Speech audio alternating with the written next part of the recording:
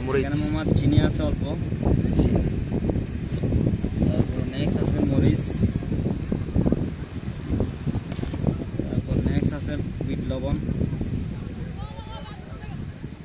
আর দিও না, দিও না। তারপর তেজপাতা দেব, এরকম করে নাড়িয়ে নেব।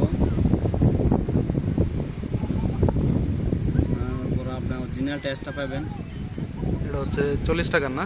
জি মামা, ডিসেম্বর 10 তারিখ থেকে এগুলো একটা 100 টাকা 200 টাকা হবে। এখন তো 6 তারিখ 7 তারিখ।